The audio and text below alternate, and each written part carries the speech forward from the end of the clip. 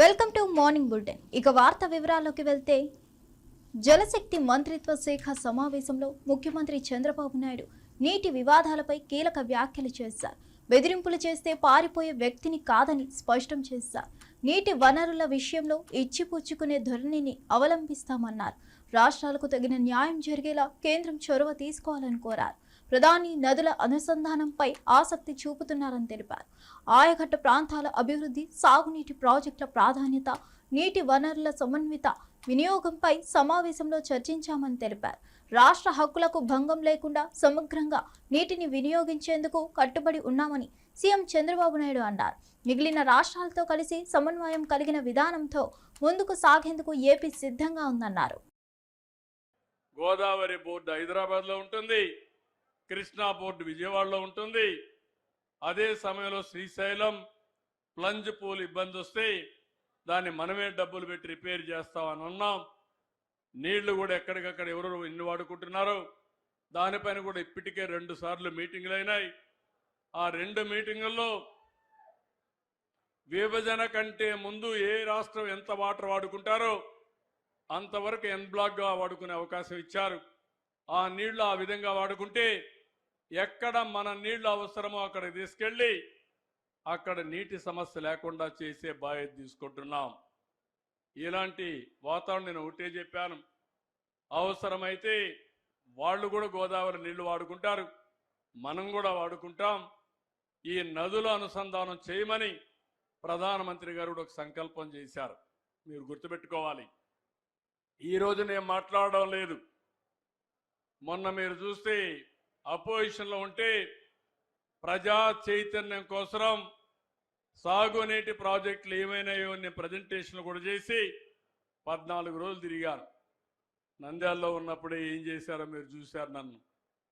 అలాంటి సంఘటనలు కూడా జరిగాయి.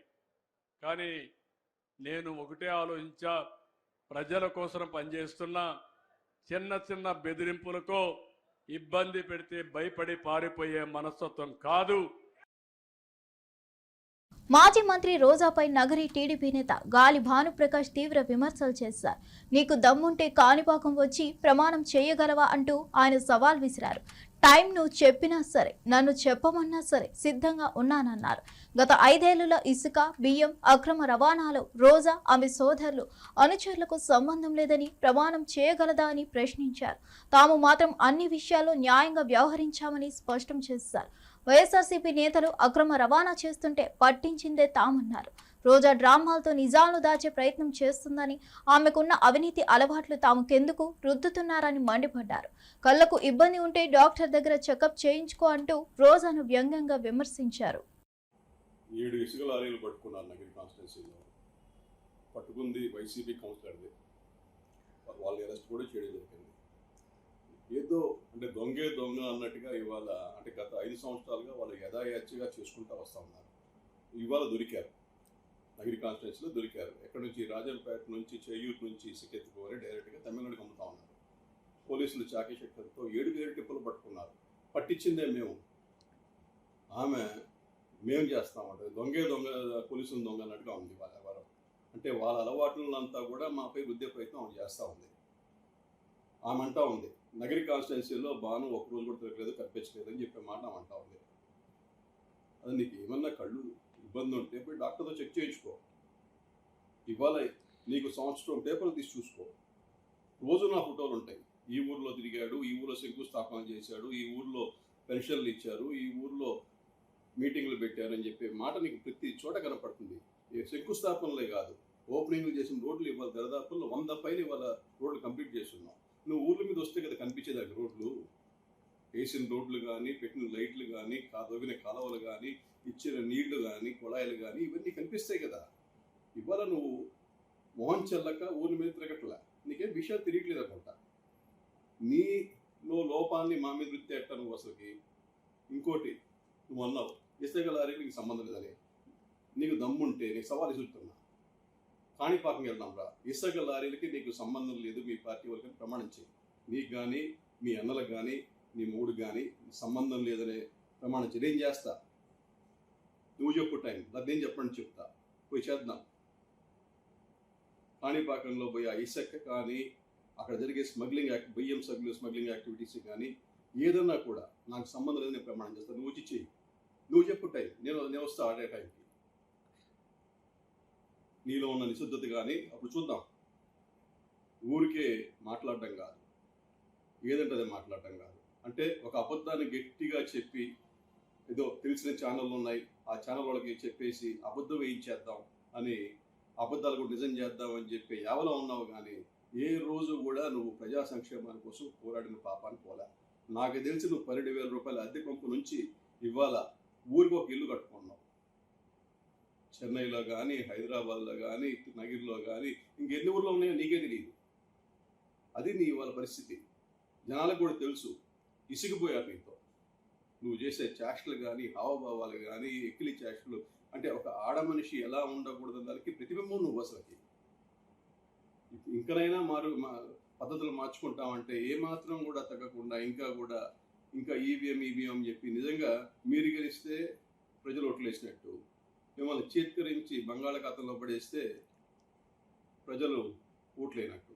ఏంటి అసలుకి ఏమైనా ఇంగితం ఉండి మాట్లాడుతున్నారా? లేకపోతే ఏదో చూపించుకోండి, ఎక్కడన్నా హాస్పిటల్ పోయి, మంచి హాస్పిటల్ పోయి, అందరూ కూడా నువ్వు ఈ బాస్ అందరూ పోయి హాస్పిటల్ చూపించుకోండి. ఆయన అంటాడు నాకు.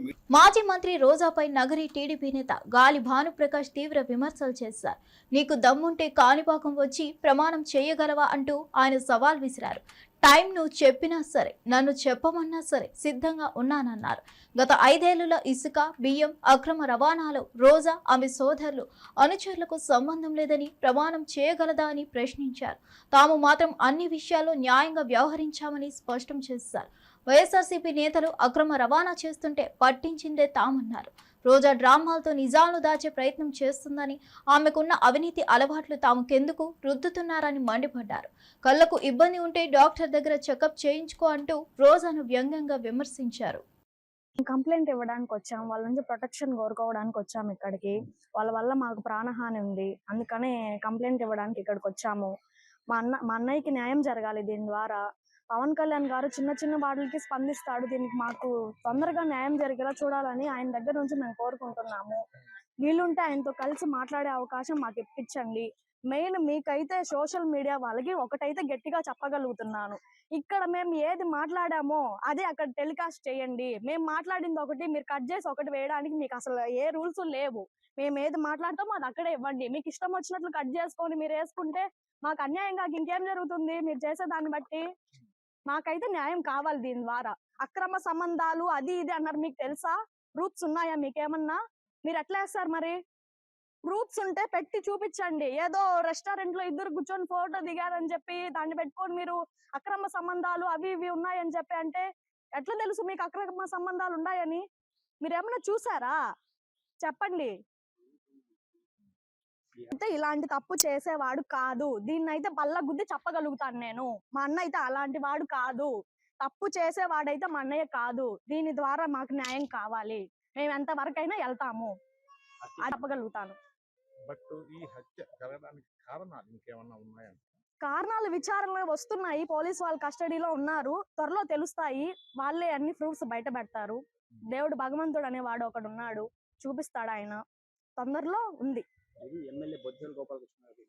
మాకైతే అంటున్నారు వాళ్ళ ద్వారా వాళ్ళు ఉన్నారు దీంట్లోనని, మాకైతే అనిపించట్లేదు. ఇది పోలీస్ వాళ్ళ కస్టడీలో ఉంది, నిజాలు బయట వస్తాయి, అప్పుడు మాట్లాడతాం మేము. మాకైతే అవన్నీ ఏ పార్టీల గురించి మాకైతే అనుమానాలు రాలేదు. మాకు ఇట్లా జరిగిందని మాత్రమే వచ్చింది. మీకు రాజకీయాల పరంగా ఏదన్నా ఇబ్బంది ఉంటే మీరు చూసుకోవాలి. మధ్యలో ఒక వ్యక్తిని పట్టుకొని బలి చేసేసి మీకు అసలు ఎవరు ఇచ్చారు ఆ హక్కు? ఏదన్నా తప్పు ఉంటే ఫ్యామిలీ మెంబర్స్ గా మేము ఉన్నాము, పోలీస్ వాళ్ళు ఉన్నారు, వాళ్ళు కంప్లైంట్ ఇవ్వండి, వాళ్ళు చూసుకుంటారు. డైరెక్ట్ గా హత్య చేసేస్తే మీరు అసలు ఆ రైట్స్ ఎవరు ఇచ్చారు మీకు? చెన్నైలో మృతదేహం తీసుకునేటప్పుడు నగరం మీనత చంద్రబాబు వాళ్ళ ఫాదర్ వచ్చి మీకు డబ్బు ఇచ్చేదానికి ప్రయత్నం చేశారు.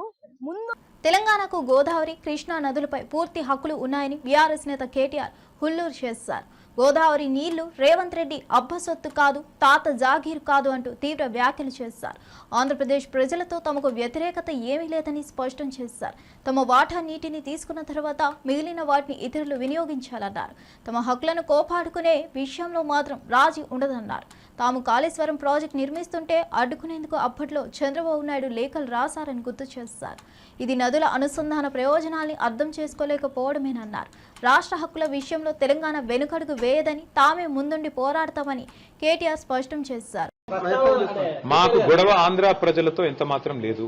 ఆంధ్రాలో ఉండేది కూడా రైతులే, ఆంధ్రాలో ఉండేది కూడా ప్రజలే. వాళ్ళ మంచి కోరుకునే వాళ్ళని తప్ప వాళ్ళు చెడు కోరుకోం. కానీ మేమేమంటున్నాం, తెలంగాణలో ప్రవహించే సింహభాగం ప్రవహించే గోదావరిలో కానీ కృష్ణలో కానీ మా హక్కు తేల్చండి అని కేంద్రాన్ని అడుగుతున్నాం. తప్పేముంది? మా హక్కు మా వాటా తేలకుండా నికర జలాల్లో మిగులు జలాల్లో ఇష్టం వచ్చినట్టు గుంజుకపోతామంటే కుదరదు అని చెప్తున్నాం.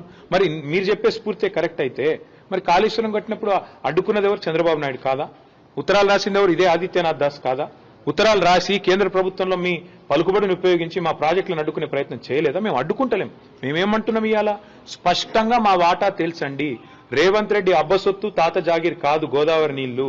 రేవంత్ రెడ్డి ఇష్టం వచ్చినట్టు సంతర్పణ చేస్తానంటే తెలంగాణ ప్రజలు ఊకోరు. నెల రోజుల్లో కమిటీ వేస్తా. ఎవరిని అడిగేస్తున్నావు కమిటీ? ఎవరిని అడిగేసినావు కమిటీ? నువ్వు చంద్రబాబు చెప్పగానే కమిటీ వేస్తావు. కమిటీ 30 రోజుల్లో రిపోర్ట్ ఇస్తుంది. కమిటీ ఇచ్చే రిపోర్ట్ ఫైనల్ అంటావా? ఎవరికి ఫైనల్? నీకు ఫైనల్ కావచ్చు. తెలంగాణ ప్రజలకు, తెలంగాణ రైతులకు ఎట్లా ఫైనల్ అవుతుంది? నీకు అదగానం ఉంటే నీ ఇంటి నీ ఇల్లు అమ్మి చంద్రబాబుకు విగ్రహం కట్టు, మేము వద్దంటలేం. కానీ నువ్వు చేస్తున్నదేంది? తెలంగాణ ప్రయోజనాలు శాశ్వతంగా మరి నేను చంద్రబాబుకు ధారాదత్తం చేస్తానంటే మేము ఆంధ్ర ప్రజలకు వ్యతిరేకం కాదు, ఆంధ్ర రైతాంగానికి వ్యతిరేకం కాదు. కానీ తెలంగాణ రైతుల ప్రయోజనాలు నెరవేరే విధంగా ముందు కేంద్ర ప్రభుత్వం మీద ఒత్తిడి తెండి. నిన్న జరిగిన మీటింగ్ ఎపెక్స్ కౌన్సిల్ మీటింగ్ కూడా కాదు. మరి ఎపెక్స్ కౌన్సిల్ మీటింగ్ కాదు, ఇన్ఫార్మల్ మీటింగ్ అని ముఖ్యమంత్రి చెప్తున్నాడు. మరి ఇన్ఫార్మల్ మీటింగ్ లో తీసుకునే నిర్ణయం, అందులో వేసే కమిటీ, దానికి ఉండే చట్టబద్ధత, దానికి ఉండే ఆమోదయోగ్యత ఏ పార్టీదని నాకు అర్థం కాదు. ఈ రకంగా అడ్డగోలుగా మాట్లాడి తెలంగాణ రైతాంగాన్ని కించపరుస్తా అంటే మేము ఊరుకుంటామా? సార్ ఇంకొకటి, నగరి రాజకీయాల్లో మాటల యుద్ధం తీవ్ర స్థాయికి చేరింది. మాజీ మంత్రి ఎమ్మెల్యే రోజా తనపై వ్యాఖ్యలు చేసిన టీడీపీ నేత గాలి భానుప్రకాష్ పై బండ బూతులతో విరుచుకుపడ్డారు. నువ్వెంత నీచ్ కమీన్ గాడివో, తల్లి చెల్లిని కూడా చీకొట్టారు అంటావంటే నీ స్థాయి ఏమిటో అర్థమవుతుంది అంటూ తీవ్రంగా స్పందించారు. సోషల్ మీడియాలో పోస్టుల ద్వారా గాలి భాను మాట్లాడుతున్న తీరును రోజా ఖండించారు. వ్యక్తిగత విమర్శలు చేసి దుర్భాషలాడడం దారుణమని ఆమె మండిపడ్డారు. మహిళలపై ఇలాంటి అభ్యంతరకర వ్యాఖ్యలు చేయడాన్ని తాను ఉపేక్షించబోనని స్పష్టం చేశారు. రాజకీయ విమర్శలు చేయాలని భావిస్తే హద్దులు ఉండాలని, తప్పితే తగిన రీతిలో బదులు వస్తుందన్నారు. ఇన్ని రోజులు నువ్వు కౌన్సిలర్కి ఎక్కువ, ఎమ్మెల్యేకి తక్కువ అని వదిలేశాను. కానీ రోజు రోజుకి నీకు బాగా ఎక్కువైపోయి నువ్వు మాట్లాడే విధానానికి ఫుల్ స్టాప్ పెట్టాలని ఈరోజు మేము ఒక డెసిషన్ తీసుకుంటున్నాం. ఎందుకంటే నిన్ను కన్న తల్లే నిన్ను చీత్కరించుకుంది. నీ తోడబుట్టిన వాళ్ళే, నీ తమ్ముడు కానీ నీ సిస్టర్ కానీ నిన్ను చీత్కరించారంటే నువ్వు ఎంత పెద్ద నీచ్ కమీనో అందరికీ తెలుసు. నువ్వు నా గురించి మాట్లాడేంత అర్హత నీకు ఉందని అడుగుతున్నా. ఈరోజు నువ్వు ఎమ్మెల్యే అయిన తర్వాత గంజాకి అడ్డాగా మారిపోయింది పుత్తూరు నగరి. నువ్వు ఎమ్మెల్యే అయిన తర్వాత ఈరోజు డ్రగ్స్ కి అడ్డాగా మారిపోయింది. నువ్వు ఎమ్మెల్యే అయిన తర్వాత ఈరోజు అక్రమ మైనింగ్ జరుగుతుంది, అక్రమ ఇసుక. ఇవన్నీ చేస్తూ నువ్వు మా మీద నిందలేస్తున్నావు. రాబోయేది జగన్మోహన్ రెడ్డి గారి ప్రభుత్వం. 5 ఏళ్ల తర్వాత ఈ 5 ఏళ్లలో నువ్వు చేసిన అవినీతిని కూర్చోబెట్టి కక్కిస్తానని కూడా ఈ సందర్భంగా తెలియజేసుకుంటున్నా. మా లీడర్లు బెదిరించో భయపెట్టేస్తో ఎవ్వరు భయపడిపోయేవాళ్ళు లేరు. మీ తాటాకు చెప్పులకి ఎవ్వడు భయపడేవాడు లేడు. జగన్మోహన్ రెడ్డి గారు చెప్పారు కదా, మేం ప్రజల కోసం ఫైట్ చేసేవాళ్ళం, అధికారంలో ఉంటే ప్రజలకు మంచి చేసిన వాళ్ళం. ఈరోజు గర్వంగా ప్రజల్లోకి మేము వెళ్ళగలం. కానీ మీరు వెళ్లే పరిస్థితి లేదు. చాటలతో పరకలతో కొడతారు. జగన్మోహన్ రెడ్డి ఇచ్చేటివన్నీ ఇస్తాము, అవి కాకుండా మేము చెప్పినవి కూడా ఇస్తామని చెప్పి చంద్రబాబు నాయుడు, పవన్ కళ్యాణ్, లోకేష్ ఎలా ఫెయిల్యూర్ అయిపోయారు, ఎలా ప్రజల్ని మోసం చేశారో అందరికీ తెలుసు. అలాగే ఈ దేశంలోనే ఏ రాష్ట్రంలో చేయనటువంటి విధంగా మొదటి సంవత్సరమే 1,86,000 కోట్ల రూపాయలను అప్పు తీసుకొచ్చి ఒక చెత్త రికార్డు సృష్టించిన ముఖ్యమంత్రి ఎవరైనా ఉన్నారు? 8వ తరగతి చదువుతున్న ఒక చిన్నారి స్కూల్కు సైకిల్ లేదని వెళ్లానని చెప్పినప్పుడు కేంద్ర మంత్రి బండి సంజయ్ స్పందించారు. మనం దోస్తులం రభాయ్ అంటూ ఆ బాలుడితో మమేకమై సమస్యను తెలుసుకొని సైకిల్ కొనిపించారు. అప్పటి నుంచి నెల కిందట ఆ బాలుడు తిరిగి బండి సంజయ్కు ఫోన్ చేసి, సార్ 10 నెలలుగా ప్రతిరోజు స్కూల్కి వెళ్తున్నా, రోజున సైకిల్ తుడుస్తున్నా అంటూ ఆనందంగా చెప్పినట్లు వెల్లడించారు. ఈ సంఘటన తనను భావోద్వేగానికి గురిచేసిందని బండి సంజయ్ తెలిపారు. చిన్నారులకు విద్యా సౌకర్యం అందించడంలో ప్రతి ఒక్కరూ భాగస్వాములు కావాలన్నారు. చిన్న కారణాలతో పిల్లలు చదువు మానుకోవడం లాంటి ఘటనలు జరగకుండా చేయాలన్నదే తమ లక్ష్యమని పేర్కొన్నారు. విద్యను అందించడమే నిజమైన సేవ అని తెలిపారు. వాళ్ళ అమ్మ ఆ చిన్న బాబు 8th క్లాస్ బాయ్ కూర్చున్నాడు. నీ పేరు ఏం పేరు అంటే పేరు చెప్పిండు. నువ్వు స్కూల్కు పోతలేవా అంటే పోన్ పోన్ పోన్ పోన్ అంటున్నాడని. ఈ పోన్ పోన్ పోన్ అన్నందుకే ఆ పిచ్చోడని ముద్రేసిన బాబు మీద. సరే అని చెప్పి వాళ్ళ అమ్మమ్మని అడిగిన, ఏమైందమ్మంటే వాడు పిచ్చోడు సార్ అంటుంది వాళ్ళ అమ్మమ్మ కూడా.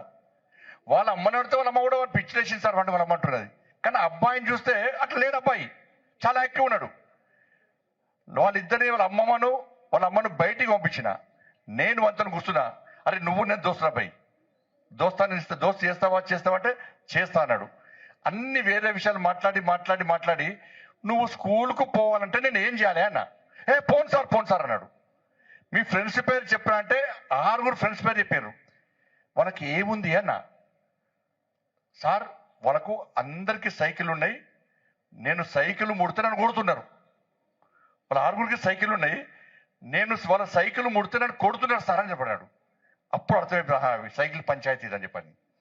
నేను అడిగినా మరి స్కూల్కి పోవాలంటే ఏం చేయాలంటే నేను బోన్ సార్ అంటాడు. వాళ్ళ సరే నీకు సైకిల్ కొనిస్తే పోతావా అంటే ఆయన ఫేస్ మొత్తం వెలిగేది ఒకసారి. అప్పుడు సైకిల్ కొనిస్తే స్కూల్ పోతాడు. మరి సైకిల్ కొనిస్తే స్కూల్ పోతావు, ఇయ్యాలే కొనిస్తా సైకిల్ అన్న. అప్పుడు నేను పోతా సార్ అన్నాడు. ఆ అబ్బాయి పిచ్చోడా కానీ ఊరు మొత్తం ఏం చేసింది, పిచ్చోడ ముద్ర వేసింది. ఆ అబ్బాయిని మీ సోషల్ మీడియాలో చూసుంటారు, మీ అందరికీ ఆ వీడియో వచ్చింది, నిన్న కూడా వచ్చింది వీడియో. ఆ అబ్బాయిని తీసుకుపోయి నేనే స్వయంగా తీసుకుపోయి సైకిల్ స్టోర్కి పోయి సైకిల్ కొనిస్తే ఇలా అబ్బాయి ఒక 10 నెలల రోజుల క్రితం కూడా ఫోన్ చేసి, సార్ నేను రోజు స్కూల్ పోతున్నా సార్, సైకిల్ను రోజు తూడ్చుకుంటున్నా సార్ నేను. పవన్ కళ్యాణ్ నటించిన periodic action drama Harihara Veeramallu చిత్ర బృందం తెలంగాణ సినిమాటోగ్రఫీ, రోడ్లు అండ్ భవనాలు శాఖ మంత్రి కోమటిరెడ్డి వెంకటరెడ్డిని హైదరాబాద్ లో కలిసింది. జూలై 21న జరగనున్న ప్రీ రిలీజ్ ఈవెంట్ కు ముఖ్య అతిథిగా రావాల్సిందిగా ఆహ్వానించింది. మంత్రి ఆహ్వానాన్ని స్వీకరించి సినిమా గురించి ఆసక్తిగా వివరాలు తెలుసుకున్నారు. 17వ శతాబ్దపు మొఘల్ సామ్రాజ్య నేపథ్యంలో రూపొందిన ఈ చిత్రం జూలై 24న థియేటర్లలో విడుదల కాబోతుంది. పవన్ కళ్యాణ్ పోషించిన పాత్ర, గ్రాండ్ విజువల్స్ పై ఇప్పటికే భారీ అంచనాలు నెలకొన్నాయి. ప్రీ రిలీజ్ ఈవెంట్ సందర్భంగా తెలంగాణ సినీ పరిశ్రమకు సంబంధించిన ప్రముఖులు పాల్గొనున్నారు.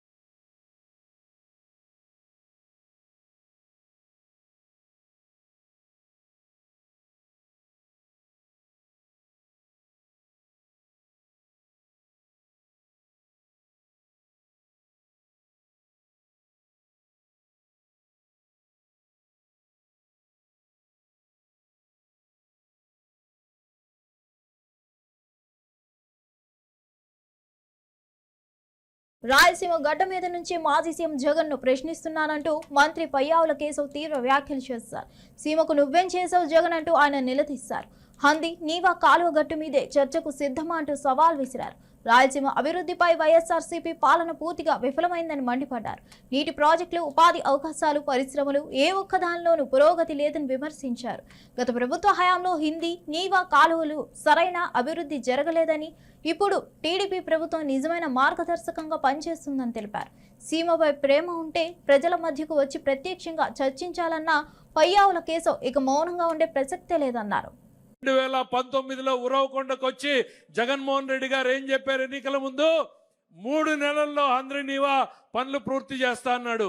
5 సంవత్సరాలలో గంప మన్ను తీయలేనటువంటి వ్యక్తి చంద్రబాబు నాయుడు గారు వచ్చిన తర్వాత ఆర్థిక కష్టాలు ఉన్నాయి సార్, ఈ సంవత్సరం వద్దు నెక్స్ట్ ఇయర్ చేద్దామని అధికారులు అందరూ కూడా చెప్పినా ప్రసక్తే లేదు. రాయలసీమ జీవితాలు, ప్రజల నమ్మకాన్ని మనం వాళ్ళకొక కల్పించాం. కృష్ణా జలాల్ని తరలిస్తామని మీరు పనులు ప్రారంభించండి.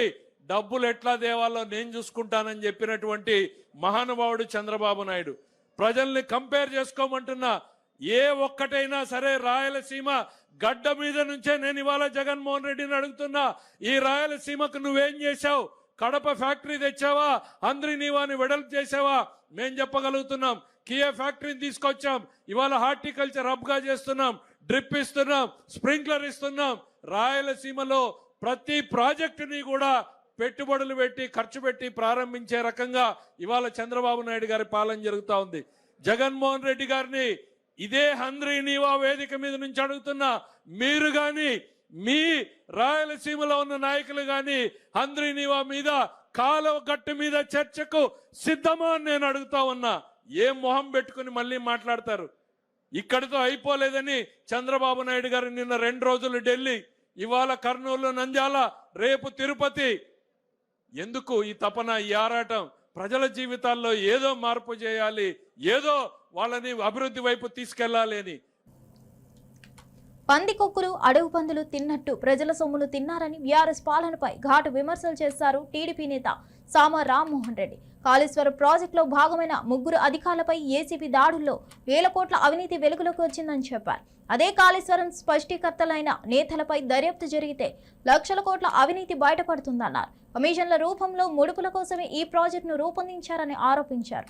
ప్రజాధనాన్ని దోచుకున్న వారు ఇప్పుడు తమ ప్రభుత్వంపై బురద జల్లే ప్రయత్నం చేస్తున్నారని మండిపడ్డారు. అవినీతి చేసిన వారు దాని బాధ్యత నుంచి తప్పించుకోవాలని చూస్తే ఊరుకోమన్నారు. నిజాన్ని బహిర్గతం చేయడమే తమ ధ్యేయమని వ్యక్తం చేశారు. అవినీతి అంటేనే అవినీతి. కాళేశ్వరం అనేటటువంటి అతిపెద్ద కుంభకోణంలో ఒక 3 అధికారులను అరెస్ట్ చేస్తే, ఏసీబీ దాడులు చేస్తే 1000 కోట్లు రాలినాయి. 1000 కోట్లు.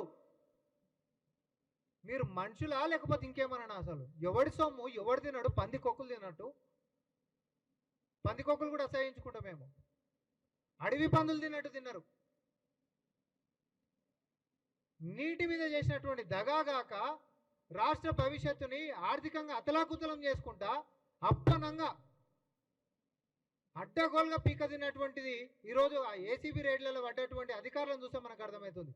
ఆ స్థాయిలో ఉంటున్నటువంటి అధికారుల కాడనే వేల కోట్ల రూపాయలు రాలితే ఇక నిర్ణయాలు తీసుకొని అన్ని తెలివితేటల్ని రంగరించి కట్టినటువంటి జోబులు ఎన్ని వెళ్ళాలి? 1,00,000 కోట్లు వెళ్ళాలన్నా 10,000 కోట్లు వెళ్ళాలన్నా? కేవలం నీటి మీదనే 10,000 కోట్లు కమిషన్ల రూపకంగానో అవినీతి చేసి సంపాదించినటువంటి సొమ్ము మీ ఇక్కడ బాగుంది కాబట్టి ఈరోజు సోషల్ మీడియా మాధ్యమాలలో ముఖ్యమంత్రి గారి మీద, ప్రజాపాలన మీద, లేకపోతే మా యొక్క మంత్రుల మీద, ఈ ప్రభుత్వం మీద బురద జల్లేటటువంటి ప్రయత్నాలు చేస్తూ ఉన్నారు. తాజాగా తన నటనలో భాగమైన చిత్రాన్ని ప్రస్తావిస్తూ నటి అనుపమ పరమేశ్వరన్ సంచలన వ్యాఖ్యలు చేస్తారు. ఒక అమ్మాయి పిక్చర్ ఒక పోస్టర్గా వచ్చిందంటే అందరూ వెనక్కి వెళ్తారు. అది తప్పని చెప్పలేను కానీ అది రియాలిటీ అంటూ స్పందించారు. మాది బిగ్ బడ్జెట్ సినిమా కాకపోయినా ఇందులో చెప్పాలనుకున్న మెసేజ్ చాలా పెద్దదని వివరించారు. మహిళా ప్రాధాన్యం ఉన్న చిత్రాలకు సరైన గుర్తింపు రాకపోవడంపై ఆమె అసంతృప్తి వ్యక్తం చేశారు. కథ విషయాల కంటే హీరోయిన్ లుక్స్కి ఎక్కువ ప్రాధాన్యం ఇవ్వడం సరైన దిశ కాదన్నారు. తాను నటించిన తాజా చిత్రం ఒక సామాజిక అంశాన్ని మట్టి నుంచి తీసుకువచ్చిందని, అందుకే ప్రేక్షకులు దీన్ని గుర్తించాలంటూ కోరారు. అందరికీ నమస్కారం. ముందుగా సురేష్ గారికి, సత్యదేవ్ గారికి చాలా చాలా థ్యాంక్స్. మా పరదా సినిమా సపోర్ట్ చేయడానికి వచ్చారు, అది చాలా గొప్ప విషయం. ఐ థింక్ మనం పరదా గురించి లాస్ట్ జనవరిలో మాట్లాడాం కదా, లైక్ ఫర్ ది ఈవెంట్. దాని తర్వాత ఇప్పుడు ఆల్మోస్ట్ 6 months అయింది. చాలా టైం పట్టింది. ఏం చేయగలం, ఒక మంచి రిలీజ్ డేట్ దొరకాలి కదా. అది ప్రతిసారి మేమేదో ఓకే ఇది మంచి డేట్ అవుతుంది, ఇప్పుడు రిలీజ్ చేస్తే బాగుంటుంది అని అనుకుని మేము ప్రమోషన్కి అంతా రెడీ అయినప్పటికీ వేరే సినిమాలు వస్తాయి. పెద్ద సినిమాలు వస్తే మాకు థియేటర్ దొరకాలి కదా, దొరకట్లేదు. అదే డేట్ అసలు రావు అని మేము నెక్స్ట్ వీక్ ఓకే సరే నెక్స్ట్ వీక్ మనం రిలీజ్ చేద్దాం అనుకుంటే ఈ సినిమాలు పుష్ అవుతాయి, మళ్ళీ అది డిలే అవుతుంది అని చెప్పి ఇది ఒక లూప్లో జరుగుతుంది చాలా రోజుల నుంచి. నిజం చెప్పాలంటే ఒక అమ్మాయి పిక్చర్ ఒక పోస్టర్గా వచ్చిందంటే అందరూ వెనక్కి వెళ్ళిపోతారు. అది ప్రొడ్యూసర్స్ కావచ్చు, డిస్ట్రిబ్యూటర్స్ కావచ్చు, ఓటీటీ కావచ్చు, ఆడియన్స్ కూడా అవ్వచ్చు, అందరూ వెనక్కి వెళ్ళిపోతారు. అది ఎంత మంచి సినిమా అయినా సరే అది అంతే. అండ్ అది తప్పని నేను చెప్పట్లేదు, కానీ అది రియాలిటీ. అండ్ ఆ రియాలిటీ చెక్కి నాకు ఇంత అండర్స్టాండింగ్ రావడానికి వచ్చిన సినిమా నా లైఫ్లో పరదా. పాస్ట్ ఫ్యూ ఇయర్స్ నుంచి, ఎస్పెషలీ పాస్ట్ 1 ఇయర్ నుంచి, మా సినిమా యాక్చువల్లీ ఒక 1 ఇయర్ ముందే రెడీ అయిపోయింది మొత్తానికి. పాస్ట్ 1 ఇయర్ నుంచి విజయ్ గారు, ప్రవీణ్ గారు వీళ్ళందరూ పెడుతున్న కష్టాలు నేను దగ్గర నుంచి చూస్తున్నాను. అండ్ కేపీ చెప్పినట్టు ఇది ఒక చిన్న సినిమా అని అందరూ చెప్తున్నారు, కానీ యాక్చువల్లీ ఇది ఒక చిన్న సినిమా కాదు. బిగ్ బడ్జెట్ కాకపోవచ్చు, కానీ మేము ఈ సినిమా ద్వారా చెప్పడానికి ట్రై చేస్తున్న మ్యాటర్ అది చాలా చాలా పెద్ద మ్యాటర్. ఇది ఒక కమర్షియల్ ఫైట్ ఉన్న లేకపోతే కమర్షియల్ సాంగ్స్ ఉన్న సినిమాగా ఉండదు, కానీ ఖచ్చితంగా దీనిలో చాలా కమర్షియల్ మూమెంట్స్ ఉంటాయి. అండ్ అది నేను ఇప్పుడు ఇంత తెలంగాణ సీఎం రేవంత్ రెడ్డిపై బీఆర్ఎస్ ఎమ్మెల్సీ దాసోజు శ్రవణ్ తీవ్ర ఆరోపణలు చేశారు. హోంమంత్రిగా రేవంత్ రెడ్డి పోలీసుల గౌరవాన్ని, పోలీస్ వ్యవస్థను కించపరిచే విధంగా వ్యవహరిస్తున్నాడని మండిపడ్డారు. పోలీసుల కీలక కార్యకలాపాలు నిర్వహించాల్సిన కమాండ్ కంట్రోల్ సెంటర్ను క్రిమినల్స్ అడ్డాగా మార్చే ప్రయత్నం చేస్తున్నాడని విమర్శించారు. తన అనుచరులను అక్కడికి తీసుకెళ్లి సమావేశాలు పెట్టడం ఎంతవరకు సమంజసమని ప్రశ్నించారు. అంతేకాకుండా కాంగ్రెస్ ఎమ్మెల్యే మైనంపల్లి రోహిత్రావు చేష్టలు జుగుప్సాకరంగా ఉన్నాయని ధ్వజమెత్తారు. పోలీసుల పట్ల కనీస గౌరవం లేని వ్యక్తులు అధికారంలో ఉన్నారని ఆవేదన వ్యక్తం చేశారు. పోలీస్ వ్యవస్థను రాజకీయంగా దుర్వినియోగం చేయడం ఎంత ప్రమాదకరమో ప్రజలు తెలుసుకోవాలని శ్రవణ్ పేర్కొన్నారు. నిన్నటికి నిన్న మల్కాజ్గిరిలో చూడటానికే జుగుప్స కలిగించింది నాకు. చిన్న అబ్బాయి ఆయన, ఇది డాక్టర్, యంగ్ డాక్టర్. ఆ చిన్న యంగ్స్టర్ ఎమ్మెల్యే అయితే మేమంతా, నేను వ్యక్తిగతంగా యంగ్స్టర్స్ పాలిటిక్స్లోకి రావాలా, చిన్నవాళ్ళు కనుక రాజకీయాల్లోకి వచ్చినట్టయితే కొంత నీతి నిజాయితీ ఉంటుంది, నిబద్ధత ఉంటుంది అని చెప్పని నేను భావించినాను. ఆయన ఎమ్మెల్యే పోలీస్ స్టేషన్ బయటనో ఎక్కడనో రోడ్డు మీద తన రౌడీ సైన్యంతో పోతాడు, బ్యానెట్ మీద కూర్చుంటాడు. రేవంత్ రెడ్డి అనుచరుడైనటువంటి ఒక శాసనసభ్యుడు మల్కాజ్గిరిలో బ్యానెట్ పైన కూర్చొని సిఐ ట్రాన్ పిలుస్తున్నాడు. నాకు తెలిసి ఒకానొక సందర్భంలో తెలంగాణ పోలీసులు మంచి మంచి పటేల్ పట్వారీలైనటువంటి ఒక శాసనసభ్యులు కూడా, పార్లమెంటు సభ్యులు కూడా ఒక సబ్ ఇన్స్పెక్టర్కి ఫోన్ చేయాలంటే వెనక ముందు ఆలోచించేటువంటి వాళ్ళు. ఫోన్ చేసి ఎవడన్నా లోపల ఉంటే విడిపి అని చెప్పడానికో, లేకపోతే లోపలున్న వాళ్ళని కొంచెం మంచిగా చూసుకోరాయా, కొట్టకూరి అని చెప్పడానికి కూడా హెజిటేట్ చేసినటువంటి ఒక నికార్సైన పోలీస్ ఆఫీసర్ను, ఆ వ్యవస్థకు చెందిన ఒక ఆఫీసర్ను ట్రాన్ పిలిచిండు. బ్యానెట్ దిగుతలేడు. సిఐ అక్కడే ఉన్నాడు. నువ్వు పీడీ యాక్ట్ పెట్టు, నువ్వు టాడా పెట్టు, పీడీ యాక్ట్ పెట్టు, అరెస్ట్ చేయి, ప్రివెంటివ్ డిటెన్షన్ చేయని చెప్పని ఫత్వా జారీ చేస్తాడు. జీ హుజూర్ అని చెప్పని సర్కిల్ ఇన్స్పెక్టర్ చెప్పి వెళ్ళిపోతాడు. ఏం పాలన రేవంత్ రెడ్డిది? ఏం పాలన ఇది? సినిమా ఎప్పుడు విడుదలైందని కాదు, అది ఎంత విజయాన్ని సాధించిందన్నదే ముఖ్యం అని నటుడు సత్యదేవ్ అన్నారు. అనుపమ పరమేశ్వరన్ ముఖ్య పాత్రలో ప్రవీణ్ కాండ్రేగులా రూపొందించిన పరదా చిత్రం థీమ్ సాంగ్ యాత్ర నర్యాస్తు పూజ్యాంతే విడుదల సందర్భంగా ఏర్పాటు చేసిన కార్యక్రమంలో ఆయన పాల్గొన్నారు. అనుపమ పోస్టర్ ఉంటే ఖచ్చితంగా సినిమా చూస్తానని చెప్పారు. చిన్న సినిమాలే ఇండస్ట్రీకి బలంగా నిలుస్తాయని అభిప్రాయపడ్డారు. సినిమాకు ఉన్న నిజమైన కంటెంట్ ప్రజల మనసులను తాకుతుందని, పరదా సినిమా ఓ మంచి సందేశంతో వస్తుందని ఆశాభావం వ్యక్తం చేశారు. ఈవెంట్లో పాల్గొన్న ఇతర సినీ ప్రముఖులు కూడా పాటపై ప్రశంసలు కురిపించారు. అనుపమ నటన, కంటెంట్ ఓరియంటెడ్ న్యాయమైన కథనం ఈ సినిమాకు పెద్ద బలమవుతుందని చెప్పారు. ఇందాక ప్రొడ్యూసర్స్ మాట్లాడుతూ, అనుపమ కూడా మాట్లాడుతూ 6 months అయింది, 2 months అయిందని అంటున్నారు. 6 monthsకి 2 monthsకి అలా అయిపోతే ఎలా పోయా, బోల్డ్ అయిపోయి చాలా. బట్ అంటే ఎన్ని రోజులు ఆగిందనేది కాదు, వచ్చినప్పుడు అది చేసే సౌండే important. And I think August 22nd most auspicious and day, and it's gonna be amazing for sure. And Suresh garu, thank you so much for being here. You're always there to support సినిమాని ఎప్పుడు సపోర్ట్ చేసే వాళ్ళు ముందుంటారు. Suresh sir, thank you. And Vijay and Sridhar గారితో నేను వాళ్ళు అన్నట్టు నా ఫస్ట్ ఫిల్మ్ 47 Days అనే ఫిల్మ్ ప్రొడ్యూసర్స్ వాళ్ళు. నాకు విజయ్ అప్పటి నుంచి పరిచయం, మాట్లాడుతూ ఉంటాడు. మొన్న ఫోన్ చేసినప్పుడు, భయ్యా నీకేమైనా మంచి బ్యాగ్స్ తెలుసా, స్ట్రాంగ్గా ఉండే బ్యాగ్స్ అన్నాడు. దేనికంటే అదే పరదా రిలీజ్ అవుతుంది అని అన్నాడు. అంటే యు ఆర్ వెరీ కాన్ఫిడెంట్ భయ్యా, so and I wish you all success. And most importantly, ఒక ఫిల్మ్ సక్సెస్ ఎప్పుడు రిలీజ్ అయిన తర్వాత గ్యారంటీ అదంతా ఉంటుంది. But what I always see is ఒక టీమ్ ఇంత నించోని వాళ్ళ రైటర్స్ కానీ వాళ్ళ డైరెక్టర్స్ కానీ వస్తున్నప్పుడు అక్కడి నుంచి అరుస్తున్నారు కదా, that's what the success is about. I personally feel ఇప్పటికీ అరుస్తున్నారు. పాపం అనుపమ వస్తే మీరు ఓన్లీ మీ డైరెక్షన్ టీమ్కి మీ రైట్. జూనియర్ సినిమాకు సంబంధించి ప్రీ రిలీజ్ ఈవెంట్ భారీగా నిర్వహించబడింది. ఈ కార్యక్రమంలో హీరోయిన్ శ్రీలీల, ప్రముఖ నటీమణి జెనీలియా, సంగీత దర్శకుడు దేవిశ్రీ ప్రసాద్ పాల్గొని ఆహ్లాదంగా సందడి చేశారు. వైరల్ వయ్యారి పాటకు శ్రీలీల డ్యాన్స్ చేసి అభిమానులను అలరించగా, హీరో కిరీటి, యాంకర్ సుమా కూడా స్టెప్పులు వేసి జోష్ను పెంచారు. ఈ సినిమా గాలి జనార్దన్ రెడ్డి కుమారుడు కిరీటి నటించిన తొలి చిత్రం కావడం విశేషం. రాధాకృష్ణారెడ్డి దర్శకత్వంలో రూపొందిన ఈ చిత్రం ఈ నెల 18న థియేటర్లలో ప్రేక్షకుల ముందుకు రానుంది.